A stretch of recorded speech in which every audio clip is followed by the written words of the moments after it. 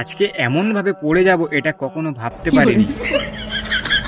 হ্যাঁ গাইজ, বিষয়টা কি হচ্ছে, সকালের দিকে একটু ওয়েদারটা খারাপ ছিল, আর হ্যাঁ আজকে একটু আমাদের বউদের বাড়ি কাজ ছিল, তাই জন্য একটু গিয়েছিলাম। তারপরে একটু বাড়ি এসে আমের ওবার যাচ্ছিলাম একটু বাগানে, যেতে যেতে ওবার হাসিটা, তারপরে বাগানে গিয়েছিলাম। আর একজন বলছে যে বল নিয়ে আয়, আমি তো আর একটা ফকির, আরো আমার কাছে বল চাচ্ছে, কি বলবো। আর তো যাই হোক, কালকে বিকেলে বাগানে খেলছিলাম, আর এক জায়গায় বল হারিয়ে গিয়েছে, তাই জন্য এখানে সিআইডির তদন্ত করছিলাম। তারপরে করতে করতে যেন মশা না এক্সে আমার চুমু দিচ্ছে।